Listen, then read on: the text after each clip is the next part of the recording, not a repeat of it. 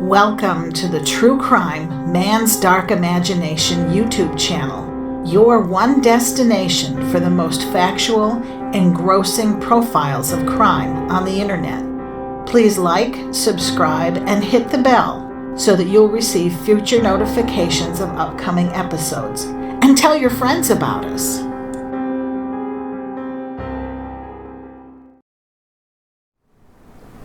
Of the many profiles that we have produced here at True Crime Man's Dark Imagination, none have had the effect so morbid as the presentation you are about to view on this infamous case. On a hot July night in 1966, 8 young women, all nursing students looking forward to promising careers, were brutalized and murdered at the hands of someone who believed he was, quote, born to raise hell, end quote. 8 lives destroyed and families left to painfully mourn due to the selfish, drug and alcohol-crazed fantasies of a coward who possessed no capacity for mercy.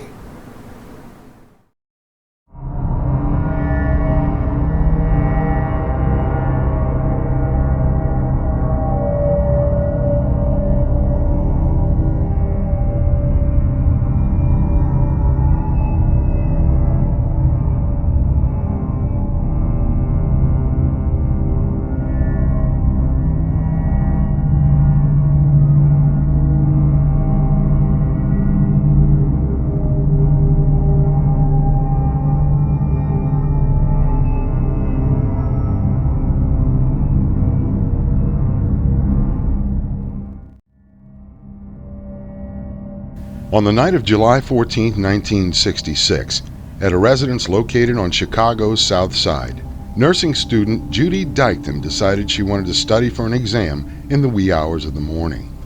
Deighton thought she should better do some laundry before getting her studying done. When she arose from her bed, Deighton turned off the fan she had been running for days due to the extremely hot Chicago weather that summer. When she turned off the fan, Deighton swore she could hear the sounds of what she termed to be like a small animal crying outside in front of the townhouse. At that time, Deighton merely ignored the whimpering and went about doing her laundry. After turning on the washing machine, she went back upstairs to continue her studying. Sitting at a small desk, Deighton heard the crying once more, but at that time she said it sounded like a small child crying. When Deighton pulled the shades of her room open, she saw a woman across the street at 2319 East 100th Street suspended on a ledge. The woman, a very small and what appeared to be Asian lady, kept repeating, quote, "Oh my God, they're all dead," end quote. When Deighton witnessed this, she grabbed something with which to cover herself and ran across the street to investigate. When Deighton reached the residence across the street, she approached the young woman who had been crying, Corazon Amaral, who had been crouched upon a window ledge. Amaral shook uncontrollably and cried incessantly. Deighton entered the residence and walked to the living room. She first discovered a nursing student, Gloria Davy, nude and lying on the couch with her hands tied behind her back, with a strip of cloth in her mouth so tightly jammed that, quote, a roll of skin puffed over the cloth around her neck, end quote. Davy was dead, and her skin took on a bluish tint. Deighton immediately ran to the residence of the house mother, a Mrs. Bissoni, and yelled, quote, "There's trouble in 19, end quote.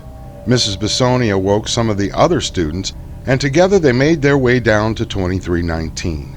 When the house mother and the other nursing students made it to the residence, Amaral managed to jump from the 10-foot ledge to the ground and stood on the front stairs, quote, "frozen between the horror in the house and the outside world," end quote. Amaral then screamed, quote, "Everyone on the sampan has been killed," end quote. She stated this over and over again. When Besson and another nursing student, Leona Bonzak, entered the living room, Bonzak touched Gloria Davy on the leg and said, quote, "Davy," end quote, hoping that the nursing student was only unconscious and not dead. But Davy didn't move. She had already expired.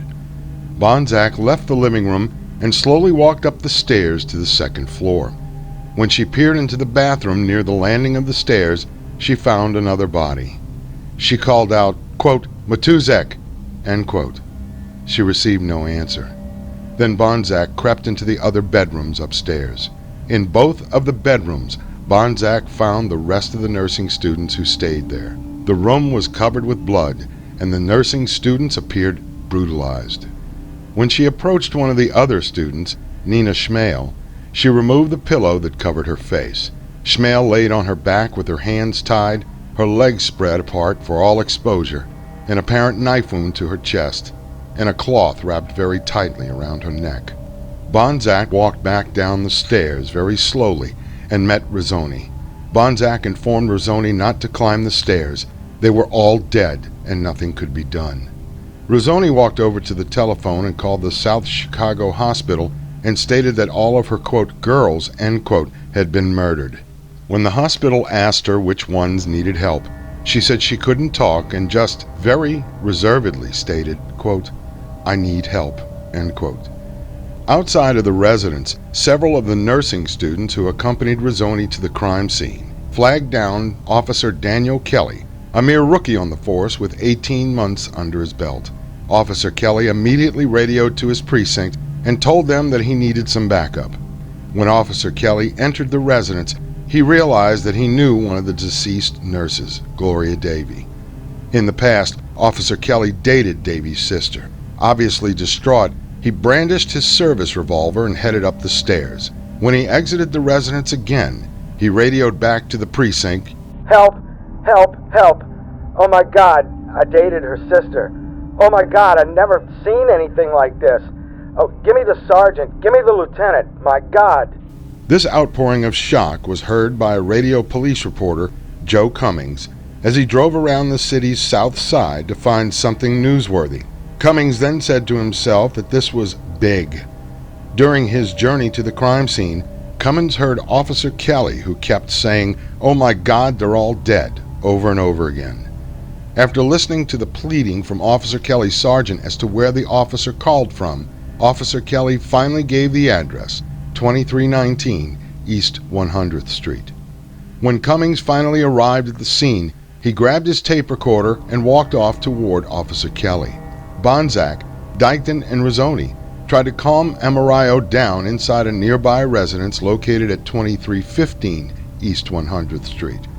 Cummings noticed that Officer Kelly appeared to be walking in circles with his duty hat on backwards and his shirt slightly untucked in the front.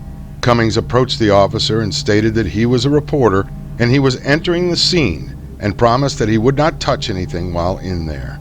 Quote, "It's a homicide," end quote, Kelly told Cummings before he walked into 2319. Cummings went in and noticed the dead body of Davy on the couch. Cummings then walked back outside to ask Officer Kelly about just one body. Just then, Officer Kelly then said, quote, "Go upstairs," end quote. Cummings went up to the second floor, looked down the hallway, and turned right. The sun just started to peek over the horizon as morning began, but the whole floor appeared dark. Cummings walked down the hallway and noticed to his right dead bodies of the nursing students. In another room that Cummings investigated, he found 3 more dead bodies, brutally abused. "Oh my God," he whispered to himself. Cummings then turned to walk back down the stairs and past the bathroom where he discovered another body. The reporter noticed a handprint on the bathroom door. Cummings observed fingerprints and that a screen was missing from a window. He said to himself, quote, "What the hell's this? 8 dead women," end quote. As he walked down the stairs, the reporter's stomach began to churn and he felt nauseous. Cummings looked into the living room one more time where Davy's body lay, and when he reached the front entrance, he could hold his sickness no more and vomited in the front yard. As soon as he emptied himself, Cummings again walked up to Officer Kelly and noticed a high-pitched alarm-like noise. Officer Kelly informed the reporter that that was the sole survivor. Seeing a chance at getting ahead of the other reporters, Cummings walked over to 2315 and saw a crack in the door. When he looked in, he observed a doctor injecting Amaral in an attempt to calm the young woman down. Cummings got on his radio and spoke to someone at his radio station that there had just been a mass murder on the south side of Chicago. After calling in some of the details, Cummings went into the crime scene and to the second floor again. He didn't know why, but he did. As he took some further steps into the second floor hallway, Cummins heard a squish with every step. When he looked down at his shoes, he noticed the blood had leaked into the hallway where he walked. Cummings rushed down the stairs and vomited once more. The reporter stated later that in all the years of his reporting, he never saw a crime scene so brutal. A few minutes later, Homicide Commander Frank Flanagan pulled Cummings off to the side and stated to him that he should mention that the victims' throats had been cut. Commander Flanagan stated that every lunatic in the city would confess or take credit for these killings and, quote, leave the particulars out. Only the killer will know what happened to those girls, end quote. Detective Jack Wallenda arrived on the scene. Described as a big burly man, even he displayed dismay and horror at the crime scene. When Detective Wallenda first examined the body of Gloria Davy, he noticed that her hands had been tied with, quote, double knots, end quote. Knots that looked like a professional tied them, made from bed sheets. The investigator also noticed that he saw what he thought to be semen between her buttocks. Buttons from Davy's blouse were found all over the stairs. Detective Wallenda theorized that the killer must have torn the buttons from Davy's shirt on the way to bring her down the stairs. The investigator also found a man's t-shirt, size 38 to 40, tossed on the floor. Detective Wallenda next went up the stairs to one of the bedrooms and discovered the body of Pamela Wilkening. She was gagged and stabbed near her heart. Lying near her was the body of Suzanne Farris, lying face down in a pool of blood with a white nurse's stocking around her neck. Farris had 18 stab wounds to her chest and neck. Suzanne's close friend, Mary Ann Jordan, lay on her back with 3 large stab wounds in her chest, 1 in her neck and 1 in the eye. In the northwest corner of the apartment, Nina Schmale had her night clothes pulled above her breasts with strips of cloth tied around her neck with the familiar knots that Detective Wallenda noted on Gloria Davy. Schmale suffered from superficial knife wounds, quote, in a ritualistic pattern around her neck, end quote, but it appeared that the killer broke her neck. Under a blue cover, Detective Wallenda found Valentina Paisan, her face downward, appeared to have suffered from a deep cut across her throat that bisected her voice box. Across Paisan's body lay another nursing student, Merlita Garguglio, face up, having been strangled and stabbed. When Detective Wallenda entered the door through the hallway and to his right, he found the body of Patricia Matusek in the bathroom, lying on her back with her nightgown rolled up to her chest and her panties down. She had been strangled to death.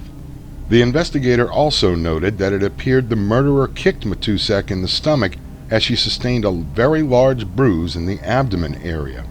Bloody towels covered the floor of the bathroom where Matusek lay. Detective Wallenda later remarked that this was the worst crime scene he ever investigated in his long career. The director of nursing was called, and she could only identify 3 of the victims. Once the coroner called for transport of the bodies to the morgue, patrol wagons showed up for the journey as the coroner only had 1 hearse. Law enforcement sealed the house and brought in the crime lab technicians to see if there were any clues as to the identity of the murderer. At this point, police knew they had to find the killer and fast. Immediately, search teams were organized and they canvassed the neighborhoods surrounding the crime scene with a description given to them by Emma Rao. She described the man she saw as 6 feet tall, blonde hair, approximately 160 pounds, and he had a southern drawl when he spoke. Detective Edward Wilosinki questioned some people at a local gas station that functioned as a hangout for some pretty questionable characters. Detective Wilosinki discovered that the owner of the gas station heard of a young man who may match that description who left his bags at the gas station 2 days before and was visibly agitated that he missed a ship and lost out on a job. The detective then investigated the clue with another, quote, sweep, end quote, team in questioning people at the Merchant Marine Union Hall on 100th Street. The investigators learned that the agent who gave the assignments to the Union Hall had never heard, nor did he know anyone who matched the description of the killer. Investigators then went back to the gas station and convinced the manager to call the owner of the station, Dick Polo. Awakened from a deep sleep, Polo acknowledged that a young man matching the killer's description came to the station and mentioned that he missed a ship and a job on that ship. The man Polo referenced had a deep southern drawl. Polo recommended a boarding house to the disappointed man. Flop houses and bars were thoroughly canvassed. Then the investigators decided to go back to the Merchant Marine Union Hall to speak with the booking agent once again. Putting pressure on the nervous man, he paused any conversation he carried with the investigators, went to his trash basket, and pulled out an assignment sheet. On that piece of paper, the agent read aloud the name of Richard B. Speck. The agent remembered the man because of his heavy southern drawl that, at the time, the agent barely understood what he was saying. Detective Wilisinski found Speck's file at the Union Hall, and he matched the description perfectly, but he had no criminal record locally.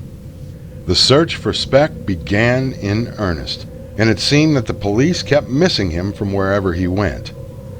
On the morning of July 14th, the day of the murders, Speck walked into a dive bar known as Pete's Tap at approximately 10:30 a.m., well-rested, showered, and looking neat.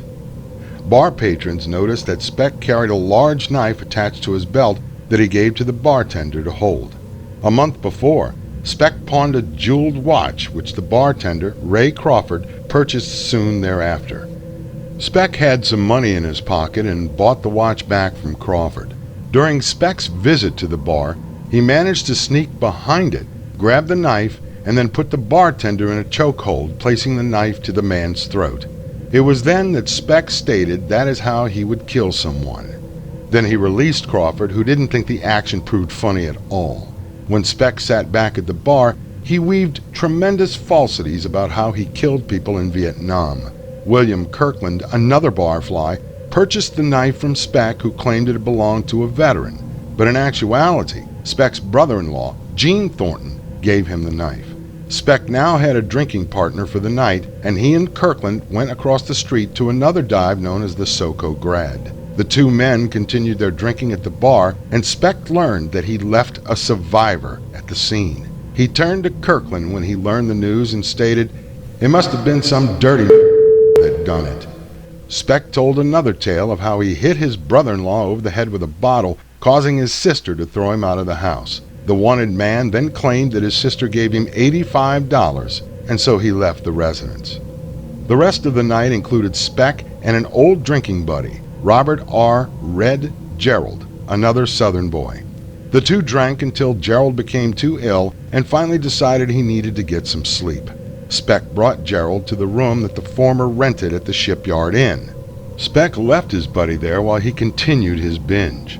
While Speck went to the bar located downstairs at the boarding house, Detective Wilisinski suggested strongly to the booking agent at the Union Hall to call Speck at his last known telephone number and tell him that he had a job for him. As luck would have it, when the agent telephoned the Shipyard Inn, Speck answered the call.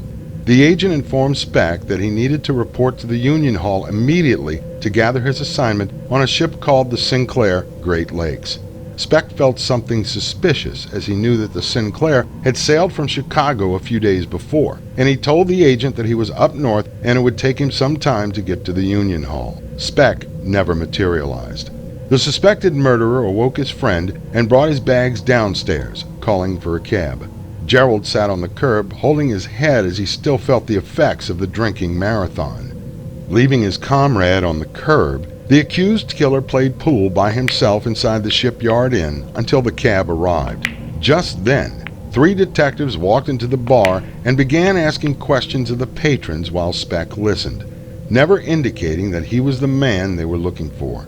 When the cabbie arrived at the bar, he walked in and shouted, quote, "Commercial," end quote. Speck swigged down his drink and left the premises by the side door. Gerald and Speck entered the cab, and Speck instructed the cabbie to head north toward his sister's house. The cabbie became suspicious when Speck could not give the address of his sister's house, claiming it was in some seedy part of Chicago. The cabbie drove to a place known as Cabrini Green, a slum. One of the residents of the area that witnessed Speck exiting the taxi stated that she could not understand a white man with suitcases wanting to come to this area of town. Speck then walked to the Raleigh Inn, another Fleabag hotel, and coerced his way into letting the manager, Ota Hullinger, to rent him a room under the alias of, quote, John Staten, end quote. Once a hotel of grandeur, the Raleigh in the 1960s had devolved into a single-room flophouse, the perfect place for a ne'er-do-well such as Speck to get lost. One of the clerks working there remembered a man matching Speck's description coming to the hotel with a black prostitute. The clerk also remembered that the prostitute called the man she was with, quote, Richard, end quote. Later, with the transaction completed, the young black girl came down and informed the clerk that John Staton had a gun. On the following morning, the clerk, Algie Lemhart, called the police and asked them to come and sort it out.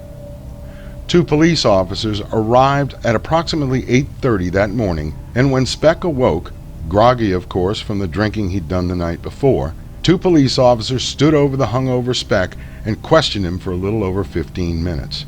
In hindsight, it appeared that not all police precincts were aware that a mass murderer was at large.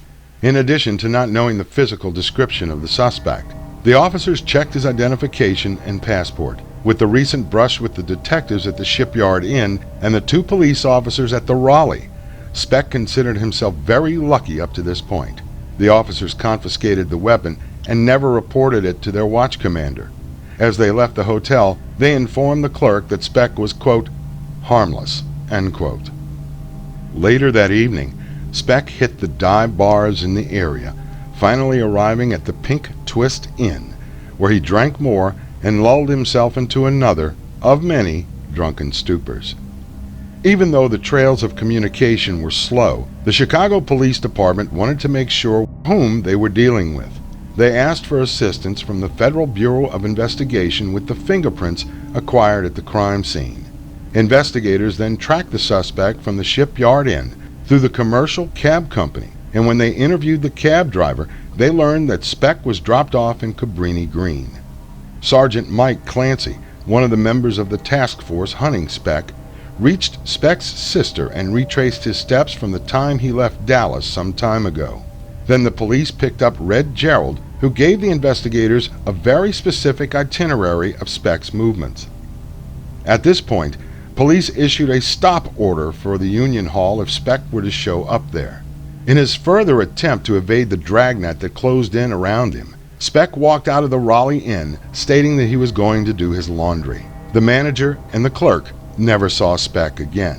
The suspect then met with 2 winos who convinced him to stay at the Star Hotel, another flophouse. One of the winos, a guy named One Eye, told Speck that he would show him how to jump freight trains and travel the country. But One Eye grew tired of Speck and tried to ditch him. Speck, at this time, seemed desperate to get away from the city. One Eye stated that he wanted to stay in the city to make some more money as a day laborer. Speck then abandoned the idea to hop freights and then went to sell some of his possessions. On the morning of July 17, 1966, Commander Flanagan learned that the fingerprint they retrieved from the crime scene matched Speck's fingerprints. When police officers learned this fact, some of them cried, but others took on more of a sense of urgency to locate this killer. With this evidence in hand, the State Attorney General's office issued a warrant for Richard Speck's arrest. The young assistant attorney in the state office typed up the arrest warrant, but he wanted the press handled efficiently so that Speck would not slip through the dragnet. But this concern arose too late, as the police chief already called a press conference to identify the killer. After Speck sold some more of his belongings on Skid Row, he went to the local liquor store and purchased a small bottle of wine and a few newspapers. By this time, he knew the police were on to him as he saw his face splattered across the papers. Speck rushed back to his rented room at the Star Hotel, drank the wine, and in a drunken rage, broke the wine bottle and attempted to slash his wrists and his inner elbow with the broken glass. Speck then dragged himself to One Eye's cubicle, then switched cubicles to be in his own. With the newspaper strewn on the floor near the bed and his profuse bleeding onto that floor, he felt soon he would not have to face the consequences of his actions. When One Eye returned to the hotel, he began walking around to see what friends remained. When he reached Speck's cubicle, he saw the blood and immediately called the police to report the man that they were looking for was located at the Star Hotel. When the ambulance and the police arrived, they rushed Speck to Cook County Hospital, the same hospital that housed the bodies of the nurses he murdered. and when doctors and nurses prepared him for surgery to close the wounds he made, when the doctor, a first-year resident by the name of Dr. Leroy Smith, noticed that the patient had a tattoo. Using his own spit to clear away the blood so he could see it more clearly, he noticed the ink on the patient's arm that read, quote, "Born to raise hell," end quote. Speck consistently pleaded to the doctor to give him water. The doctor hurriedly asked the attending nurse to grab the newspaper from the other room that contained Speck's photograph. When Speck pled for more water, Dr. Smith grabbed the back of Speck's neck and stated quite angrily, "Did you give water to the nurses?" Dr. Smith then released his grip from behind Speck's head and summoned a police officer down the hall to inform him that the man he will soon be operating on to save his life is the same man police searched for within the last 3 days. The policeman then called his commanding officer and let them know that Richard Speck was lying on a gurney awaiting surgery to repair the arteries he cut through. Once authorities learned that Richard Speck was a medical captive at the hospital, they pushed their way through the halls to make sure he did not escape justice. Richard Speck was born in Monmouth, Illinois on December 6, 1941, the seventh of 8 children to Benjamin Franklin Speck and Mary Margaret Carbaugh Speck. Speck and his younger sister, Carolyn, were much younger than their other siblings. Speck's father made a living to support his huge family as a packer for the Western Stoneware Company and had previously worked as a farmer and logger. Benjamin Speck died of a heart attack when Richard was 6 years old. Speck's mother then remarried to a man who was the exact opposite of his father.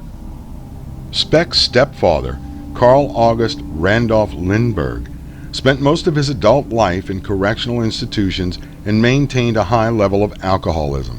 He often beat young Speck and abused him verbally as well.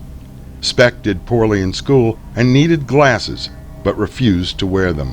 Because of his disinterest in school, Speck dropped out at the age of 16. This is when his worst problem came to the surface and got worse. Speck started drinking alcohol at the age of 12, and at 15 years old, he became drunk almost every day. From the age of 16, Speck committed various offenses, often being sentenced to short stretches and then released. Also at this age, Speck married a young girl, but their relationship was filled with violence and alcohol-fueled arguments.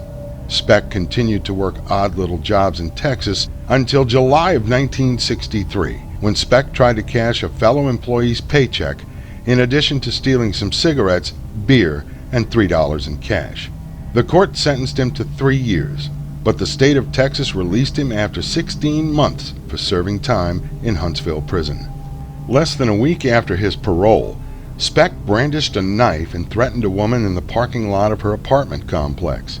Again, the court for this case gave him 16 months in prison, but due to a typographical error, Speck saw freedom after 6 months. Speck continued his career, committing petty crimes until one day in 1966, his sister Carolyn drove him to the Greyhound station and put him on a bus headed for Chicago. Speck stayed a few days with his sister, Martha Thornton, and then went to the place of his birth, Monmouth, Illinois. There he stayed with his brother's family and got a job as a carpenter's helper. Again, a job he held for a short period of time.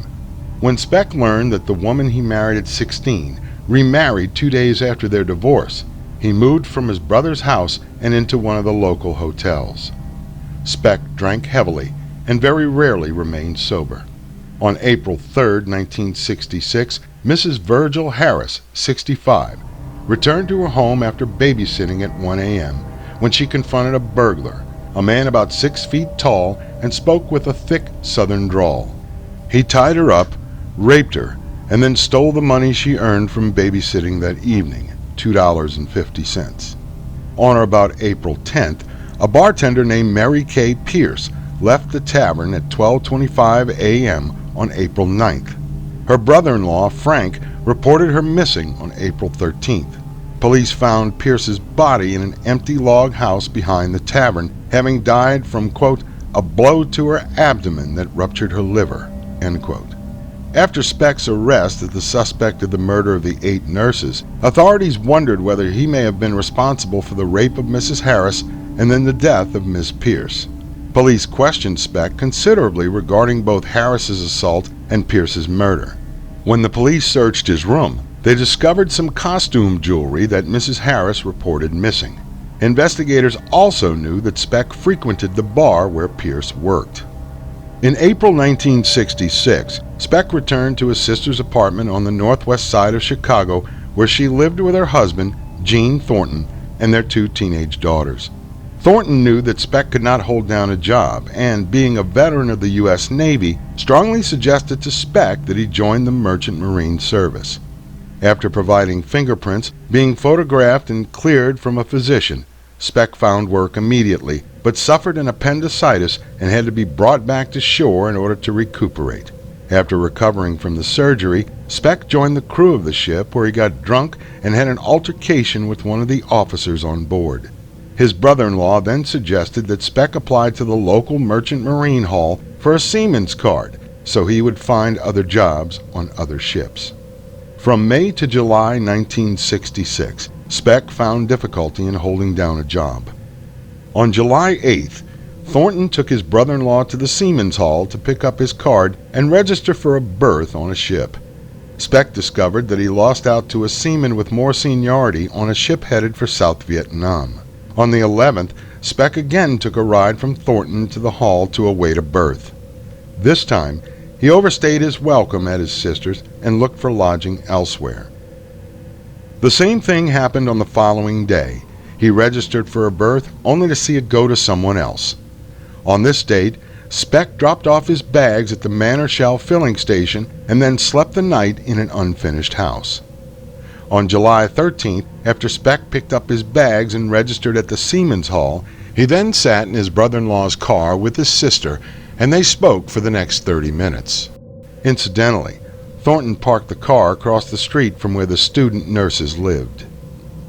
Later that afternoon and early evening, with the remainder of the $25 his sister Martha lent to him earlier in the day, Speck visited various taverns in the area and met a woman named Ella Mae Cooper, whom Speck raped later that evening and stole her .22 caliber Rome revolver, a cheap Saturday night special. After eating at Kay's Pilot House, Speck returned to the Shipyard Inn and drank until approximately 10:20, dressed all in black and armed with a pocket knife, a hunting knife, and the .22 caliber revolver. From there, he walked a mile and a half west to the nurse's townhouse at 2319 East 100th Street. At approximately 11 p.m., Speck broke into the nurse's townhouse, which served as a dormitory for nursing students, predominantly some exchange students from the Philippines. Once Speck entered the residence, and for hours Speck methodically rounded up the nursing students and brought them into one room, raping them and then stabbing them to death. Investigators who put together the series of events for that evening believe that Gloria Davy was his last victim. Corazon Amaral managed to escape the carnage by shimmying under a bed while Speck was outside of the main room with another one of the victims. Amaral stayed hidden until approximately 6 a.m. when she ran to an upstairs window and made her way onto the ledge, where she started screaming, "They're all dead! All my friends are dead!" While still at the hospital, Speck made a confession to Dr. Leroy Smith. But because he was heavily sedated at the time, the confession could not be used against him. Eventually, Speck stated that he was on drugs and alcohol and could not remember anything that happened that evening. Later, one of the state prosecutors stated that although they knew of the confession, because of Corazon Amaral as the state star witness, they didn't need the confession. With all the evidence they needed, the trial of Richard Speck began on April 3, 1967, with the star witness, Amaral, dramatically identifying Speck as the man who murdered her friends. When the prosecution asked Amaral to identify the man she saw that July 13th evening and the morning of the 14th, she, quote, rose from her seat in the witness box, walked directly in front of Speck, and pointed her finger at him, nearly touching him, and said, "This is the man." Lieutenant Emil Geiss, the fingerprint expert for the Chicago Police Department, then testified as to the authenticity of the fingerprints found at the scene compared to Speck's fingerprints. The state believed with this evidence and Amaral's testimony that Speck murdered and brutalized the nurses. On April 15th, after Judge Herbert J. Passion charged the jury, they deliberated for approximately 49 minutes and found Speck guilty on 8 counts of murder and strongly recommended the death penalty be imposed as punishment. Because of the imposition of the death penalty, an automatic appeal taken, the Illinois Supreme Court upheld Speck's conviction in November of 1968. On June 28, 1971, the United States Supreme Court upheld Speck's conviction but overturned the death sentence. On June 29, 1972, the U.S. Supreme Court declared the death penalty unconstitutional, so the Illinois Supreme Court's only option was to resentence Speck to life imprisonment. On November 21, 1972, Judge Richard Fitzgerald resentenced Speck to 400 to 1,200 years in prison, 8 consecutive sentences of 50 to 100 years. When he appeared before the parole hearing in 1976, the board denied Speck's request in 7 minutes. The pardon board then denied Speck parole 6 more times after that. Speck began his incarceration at the Stateville Correctional Center in Crest Hill, Illinois. He gained a reputation as the, quote, Birdman, end quote, after he kept a pair of sparrows that flew into his cell. But the warden often described him as a, quote, big nothing doing time, end quote. Speck never gained a reputation as a model prisoner either, often being caught with drugs or moonshine alcohol. Speck scoffed at the punishment when he stated, quote, how am I going to get in any trouble? I'm here for 1,200 years, end quote. In the only interview he gave to Bob Greene in 1978 for the Chicago Tribune, he finally confessed to the murders. Speck stated that one of his biggest pleasures in prison was getting high. The convicted murderer stated that he did not expect to be in prison past the year 2000, where, after his release, he planned to run a grocery store. In his final quote to the newspaper, Speck stated that he had a message for the American people. Just tell them to keep up their hatred for me. I know it keeps up morale, and I don't know what I would do without it.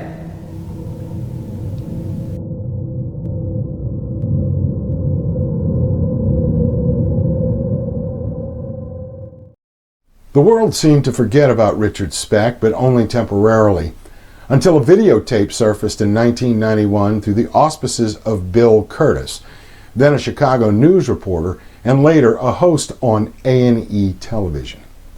The videotape proved disturbing, to say the least. It showed Richard Speck, after a long period of ingesting female hormones that were smuggled into the prison, with a body that looked like he was making a transformation into a woman.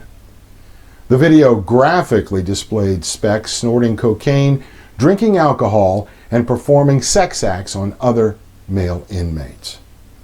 Speck's psychiatrist stated confidentially that Speck assumed the persona of a female because he knew that a rapist and a killer such as himself would not survive in prison for very long unless he made himself a valuable commodity. Speck also admitted again to murdering the 8 nurses in 1966 by saying, quote, it just wasn't their night, end quote. On December 5th, 1991, one day before his 50th birthday, Speck died of a heart attack as a result of the abuse he administered to his body over so many years. At an autopsy, Dr. Jan E. Liestma, a pathologist, autopsied Speck's brain and noticed several abnormalities. Later, a neurologist named Dr. John R. Hughes attributed Speck's homicidal behavior to a combination of brain abnormalities, alcohol, drug abuse, and the violence he suffered at the hands of an alcoholic stepfather. After Speck's death, family members never stepped forward to claim his body. So authorities cremated the body and scattered the ashes into an undisclosed location. Siblings of the mass murderer told their children, do not admit that you are related to Richard Speck. Until next time. If you enjoyed our presentation of true crime, Please like, subscribe, and hit the bell to receive notifications on any future programs.